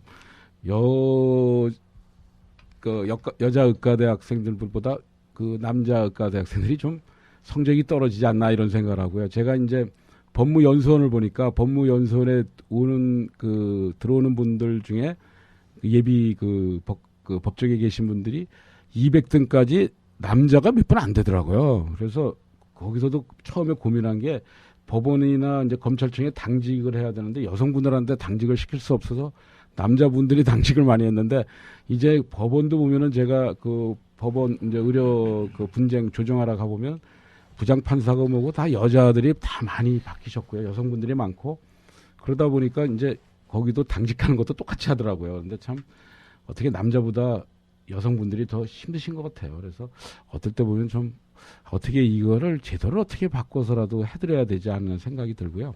또 하나는 우리 의협도 마찬가지예요. 경기도만이나 의협도 어떻게 보면 여성분들의 퍼센트가 굉장히 적습니다. 또 의협의 대의원이라면 한쪽이 국회인데 그 여성분들이 진출이 적어서 저는 지금 생각하고 있는 게 그 의협 대의원 숫자가 그렇게 절사를 합니다. 그러니까 절사를 해서 잘라버리기 때문에 지금 지금 우리가 있는 그러니까 245인데 원래 250명이 대의원 숫자가 250명이 정상인데 지금 243, 5 이렇게 되거든요. 왜냐면 절사를 하기 때문에. 그래서 그 부분은 여성분들한테 또 그리고 정고희 선생님한테 활당해야 되지 않을까 이런 생각을 합니다. 그래야 젊은 의사들이 들어오고 또 여성분들이 들어오면서 더 활기찬 의사회 또 하나된 의사가 되지 않을까 생각을 하고 있습니다. 또한 이게 제가 아까 그 얘기를 안 물어봐서 얘기를 안 드렸는데 아까 그 얘기한 거와 똑같은 맥락입니다. 이게 의협이 이사 중심이 되다 보니까 굉장히 전횡이 일어납니다. 내가 처음에 얘기할 때 의협이 역사가 3년이라고 얘기한 이유가 그건데 우리 정관에 보면은 그런 그 위원회가 아주 잘 돼 있습니다. 그래서 위원회를 좀 활성화해서 그 전에 있던 전임 이사님들하고 현재 이사님들 그리고 또 젊은 분들을 많이 영입해서 그 위원회 중심으로 저는 회장이 되면 끌고 갑니다. 이렇게 되면 저희가 끝나고 나도 그 젊은 분들이 계속해서 역사를 이어가면서 대체해 나가는 것이 시행착오를 안 겪을 수 있는 중요한 것이 아닐까 하는 생각을 하고 저는 그렇게 끌고 갈 생각을 갖고 있습니다. 예, 분위기도 좀 무겁고 하니까 가벼운 질문하면서 다음 질문을 받도록 하겠습니다. 윤창겸 후보자를 지지하는 의료계 내부의 그룹, 뭐 직역이 될 수도 있고요. 또는 뭐 세대가 될 수도 있고 이렇게 약간 그룹을 진다라고 하면 뭐 사실 파악할 수는 없겠지만 후보자를 가장 지지하는 세대나 아니면 그룹은 이런 그룹일 것이다라고 생각하는 것이 있다라면 말씀을 좀 해주시죠. 그러니까 저의 그 성향에 대해서도 이제 많이 물어보는데 보수냐 개혁이냐는 걸 물어봐요. 근데 저는 중도에서 개혁적이 좀 가까운 것 같아요. 그래서 그쪽의 지지가 저의 그러니까 장점도 있고 단점도 물론 있겠죠. 근데 중요한 건 제가 이렇게 부족한 사람입니다. 많이 부족하지만 제가 하나 장점이라 생각하면 남의 얘기를 많이 듣습니다. 그리고 어떤 사람들은 참 행동이 느리다고 얘기해요. 근데 그동안에 계속 듣고 고민도 하다가 대신에 이제 한번 결정되면 끝까지 밀고 가는 성격을 갖고 있고요.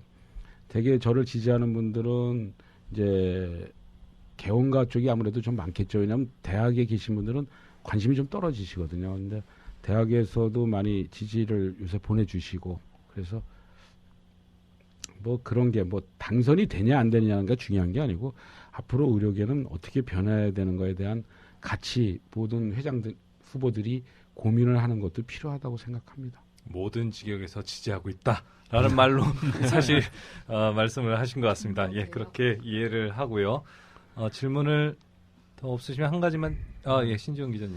그 아까 말씀하신 거 보니까 이제 그 보건과 복지 어떤 분리 이런 걸 좀 생각하시고 계신 것 같아요. 그래서 그것도 하나의 뭐 이슈가 될 수 있는데 어차피 총선과 대선이 있는 해기 때문에 그러면 예를 들어서 보건복지부에서 보건을 좀 분리해서 보건부나 이제 뭐 보건청으로 그럼 만드는 것을 좀 그렇게 추진하실 생각이 있으신 건지 좀 궁금합니다.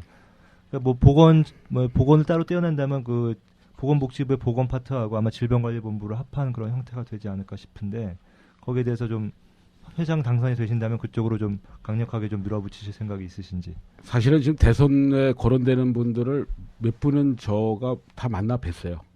그리고 그분들한테 설득을 했습니다. 그래서 보건부하고 복지부를 나누는 게 첫 번째 최선이요. 그게 어렵다고 그래요. 왜냐하면 행안부에서 부처를 정리하는데 내년에는 분명히 대선 끝나고 나면 과기부가 생기지 않습니까? 네. 그러면 또 어떻게 만드냐 이런 얘기들을 하세요. 그래서 제가 두 번째 대안으로 내놓은 것이 보건은 환경하고 합치고 복지는 노동하고 합치면 되지 않겠습니까? 그랬더니 다들 이해를 해요. 그래서 하나 걱정하더라고요. 야, 근데 환경이 원래 이 빨간 띠를 많이 두드리는 분들인데 거기 가서 어떻게 견뎌내겠어? 이런 얘기를 해요. 그런 얘기를 한 게 지금 대선 후보 중에 그 좀 많이 화두되는 분들이 그런 얘기를 해요. 그런데 밝히실 수는 없으시고요. 그거를 밝힐 수는 없고요. 그거는 뭐 되는데 그런 얘기를 할 때 느끼는 게 그래요. 그래서 저는 그런 얘기했습니다. 암만 환경을 생각하는 사람도 결국 환경이란 건 인간 중심이지 않겠습니까? 그러면 이게 결국 복원하고 다를 바가 뭐 있습니까? 복원이라는 게 결국은 인간을 웰빙하는 건데 그러면 같지 않냐는 건 또 이해를 해요. 그런데 야, 그렇게 온순한 의사들이 환경에 있는 단체들하고 견뎌내겠어? 아니, 그 사람들도 설득하고 같이 가야 될 부분이라는 생각을 하고 있고요. 그래도 안 되면 보건복지부의 제2차관을 만들어 달라. 그래서 지금 가능성이 제일 높은 게 사실은 이 안이 제일 가능성이 있어. 보건청으로 좀 낮추더라도 따로 그냥 독립하는 게 제일 좋지 않나요? 그러면 NIH가 되는 거죠. 네. NIH가 되는 거를 반대하는 부류가 굉장히 강합니다. 왜냐하면 휴먼 테크놀로지까지는 갈 생각을 갖고 있는데 그게 마지막 목표가 사실은 NIH입니다. NIH를 만들 생각을 하니까 그 지금 그쪽 그 ITBT 쪽에서 강하니까 저를 갖다 비난하는 게 너무 강도가 강해서 그걸로 다 독식하겠냐 뭐 이런 생각을 많이 갖고 있습니다. 저희가 의사협회 후보 토론이지 보건복지부 장관을 지금 그래도 보건환경부라는 거 굉장히 와닿는데요. 네. 보건환경 노동을 아예 다 합쳐버리고 노동을 합쳤죠.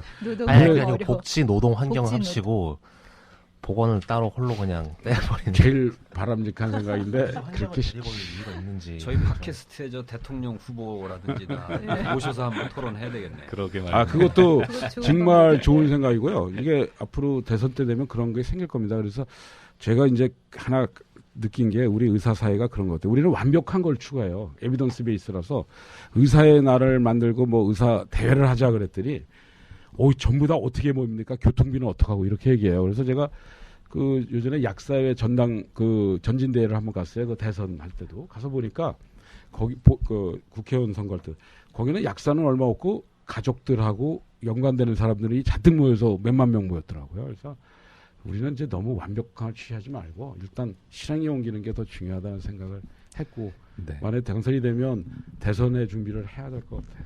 네, 저희 그 정식 패널은 아닙니다만 참관을 청년의사 의협 출인 기자인 이승우 기자가 하고 있는데 질문이 하나 있답니다. 잠깐만요.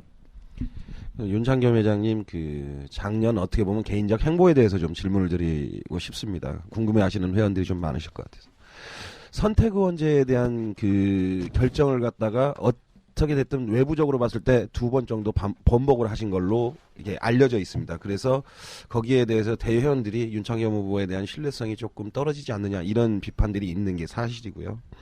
그리고 뭐 전유초까지는 모르겠습니다만 의원협회 같은 그 사실상 지금 복지부의 승인을 받지 못한 의료계 임의단체들에 대해서 지지선언 비슷한 걸 하셔가지고 사실상 의협 부회장으로서는 좀 지나친 행동이 아니냐 이런 비난도 있었습니다. 거기에 대해서 좀 어떻게 말씀하시겠습니까?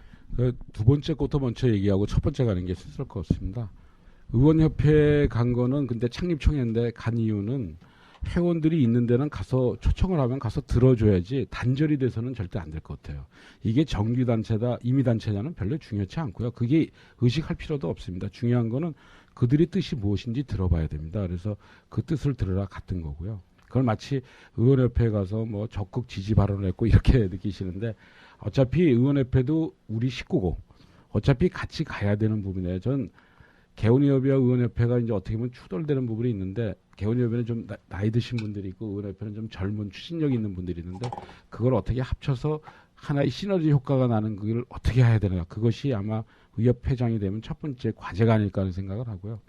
두 번째 이제 선택의원제 부분을 얘기했는데 우리 그러니까 요번에 부산 애들 제가 잠깐 내려갔는데 부산의 회원들이 그러더라고요. 우리는 정보가 너무 차단이 돼 있어서 정보를 좀 빨리 알았으면 좋겠습니다는 얘기를 하더라고요. 선택의원제를 정부가 밀어 제끼려고 그럴 때 회원들은 모르고 있고 이거는 그냥 마구 가고 있었어요. 그래서 저는 어떻게 보면은 전술적인 전술과 전략을 잘 써야 되는데 제가 전략적으로 이런 생각을 했어요. 이걸 갖다 어떻게 하지 딜레이를 하면서 회원들이 느끼게 해줘야 된다. 그래서 처음에 뭐라고 그랬냐면 한 개의 의원을 지정해서는 안 되고 여러 개의 의원을 한 대여섯 개 더 나아가서 전부 다 지정해달라. 이런 식으로 하면서 전술적으로 갔던 거고 그래서 이제 복지부가 2개를 얘기하더라고요. 그래서 일단은 찬성이라고 일단 가서 토의하면서 회원들이 알게 되면 그 다음에 이건 안 되는 건 안 된다. 그래서 그 다음에 경기도에 돌아와 갖고 회원들에게 물어봤습니다. 그러니까 어느 정도 알게 됐죠. 선택위원회에 대한 폐해를. 그래서 이제 반대해서 그 다음에 이제 반대 성명을 내고 강력하게 나가게 됐던 겁니다. 그래서 이게 하나가 딱 옳다. 우리 의사들은 그래요. 아까도 얘기했지만 에비던스 오브 베이스를 추구하기 때문에 과학적으로 입증되지 않으면 안 되고 완벽해야 된다고 생각하는데 이게 그렇게까지 하면 안 됩니다. 이 정책이라는 거는 갖다가 넣었다 뺐다 이렇게 해야 어떻게 보면 그 바둑 두는 거와 똑같다는 생각이 좀 듭니다. 네, 질문 하나만 좀 드릴게요. DUR에 대해서 네. 찬성의 목소리를 내셨던 걸로 제가 기억을 하는데 맞습니까? 네, 맞습니다. DUR은 또 회원들 의견을 굉장히 많이 경청하신다고 말씀하시는데 한때 또 굉장히 또 반대 여론도 크지 않았나 싶었는데요. 그 DUR이 이제 그 전 집행부 때 우리가 반대를 했어요. 그랬더니 그 DUR을 복지부가 꾀를 내 갖고 약사 중심의 DUR을 한 거예요. 그래서 그 다음에 이제 고양시 의사회에서 그 시범 사업을 한다고 그러니까 들고 일어났어요. DUR을 왜 약사들 중심으로 해서 우리가 처방한 걸 약사들이 검토하고 이렇게 되느냐. 그래서 이제 그 회의를 했어요. 그래서 그 다음에 그중에서 많은 걸 봤더니 벌써 약사 중심의 DUR로 복지부는 갔어요. 그래서 이걸 빨리 돌려놔야 돼서 일단 고양시하고 같이 회원들하고 전부 모여서 그걸 고쳤고 그 다음에 확대를 제주도에 가면서 의사 중심의 DUR로 바꿨습니다. 그래서 시범 사업을 했고 이제 전체적으로 이제 DUR을 하게 됐죠. 그러면서 마지막 마지노선은 제가 막았죠. 어떤 거냐면 DUR을 강제 조항을 한 거를 막아버렸습니다. 그러면 DUR 하고 싶은 사람만 하고 하기 싫은 사람은 안 할 수 있는 쪽으로 현재 만들어 놓은 거고요. 이게 보면 그걸 갖다가 만약에 제가 그렇게 한 걸 복지부가 어느 정도 어렴풋이 알고 있는데 이 선상에서 방송을 해버리면 복지부는 배신당한 생각을 좀 하겠죠. 그러나 이거는 전략과 전술의 관계입니다. 그래서 지금도 작년에도 12월 달에 그 DUR을 갖다 강제 조항으로 국회에서 통과시키려고 복지부는 노력했고 저는 그거를 막느라고 고생했습니다. DUR 자체는 국민들한테 혜택을 주는 것 아닌가요? 그래서 찬성하신 거 아닌가요? 예, 국민에게 그게 우리가 이렇게 생각해 봐야 돼. DUR이라는 걸 갖다가 우리가 안 한다고 그러면 우리는 진짜 이기적인 집단이 돼 버립니다. 그래서 그리고 또 어떻게 생각하면 제가 이제 영국에 있으면 브라운백 리뷰라고 그래갖고 노인들이 하도 오래 사시다 보니까 약들을 하루 종일 먹습니다. 그건 밥보다 더 많이 먹고 있어요. 그래서 중복된 거 이런 거는 좀 줄이는 부분이 돼야 되는데 DUR의 단점이 하나 있어요. 뭐냐면 DUR이 어떻게 보면 DUR을 깐다는 건 부산에서 서울까지의 철로를 까는 겁니다. 그럼 거기에 어떠한 걸 갖다 실을지 잘 모릅니다. 그래서 그 부분을 잘 막는 것은 앞으로 의사협회가 계속 해 나가야 되는 하나의 과정이라고 생각합니다. 네, 우리 이승우 기자가 질문이 하나 더 있다고 하는데요. 네, 뭐 DUR TF 위원장 하셨고 제가 제주도 시범사업 때 같이 동행 취재까지 가서 그 부분은 좀 잘 아는 부분인데 이제 그렇게 하시고도 나머지 부분에 이제 회원들이 우려했던 부분은 그 DUR 통신망을 통해서 그 심평원이나 이런 데서의 의사의 그 처방 진료 정보가 전부 다 수집될 수 있다는 우려가 아직 남아 있는 걸로 알고 있고요. 다시 돌아가서 아까 처음 제가 드렸던 질문에서 아까는 전략과 전술이라고 말씀하셨는데 동의합니다. 근데 그 전략과 전술이 대정부 투쟁에 대한 전략 전술이 아니라 정치적 행보에 대한 전략 전술이 아니었냐 하는 얘기들도 있습니다. 그때는 그런 거를 생각한 적도 없고요. 그렇게 얘기하면 굉장히 저는 사람을 갖다가 성선설로 생각하는데 모든 사람은 다 착하거든요. 그렇게 나쁜 사람은 없어요. 근데 그렇게 제가 그런 것까지 생각한다면 내가 정치인이 되지 뭐하라 의사가 됐어요. 그리고 저는 의사와 정치인은 반드시 분리가 돼야 된다고 생각하고요. 의사가 정치인이 된다고 생각하면 그 순간에 망한 거라고 생각합니다. 그리고 아까 얘기하신 DUR 부분에 대해서 그게 실시간으로 본다는 건 절대 되지 않게 돼 있고 프로그램이 전혀 다른 프로그램이기 때문에 걱정 안 하셔도 됩니다. 네, 그럼 마지막 질문 드리고 윤창경 후보님께서 정리하는 발언을 해주시면 될 것 같습니다. 한때 그 의원협회와 좀 관련을 하시면서 전희총과도 좀 친분이 좋은 듯한 제스처를 제가 좀 본 것 같아요. 전희총 회원들에서도 윤창경 후보에 대한 평가도 굉장히 좋았던 것 같고, 한편으로는 윤창경 후보님이 처음 시작에는 그 경만호 집행부와 같이 일하면서 보수 쪽인 경향을 가지고 계시지 않았느냐. 근데 한편으로는 이 젊은 개혁 성향의 지지자들까지 확보를 하려고 하는 것 아니냐라는 이야기도 있습니다. 지금 관계는 어떻습니까? 아니 전희총을 만나본 적은 없어요. 근데 전희총이 주장한 거라도 맞는 거면은 가야 되는 거고요.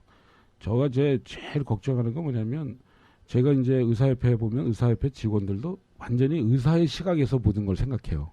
근데 우리 의사는 의사의 생각을 하고 있으면 이제 국민의 생각을 또 전해주는 사람들이 있어야 되는데, 그것이 좀 결여돼 있다는 생각을 하거든요. 근데 전희총이 맞는 거라면, 그들이 주장한 것이 맞으면 우리는 같이 가야 되는 부분이고요. 어느 한 사람이 독단으로 가서는 절대 안 된다는 겁니다. 그것만 지키면 우리 의사 사회는 앞으로도 희망이 있고 발전이 있을 거라고 생각합니다.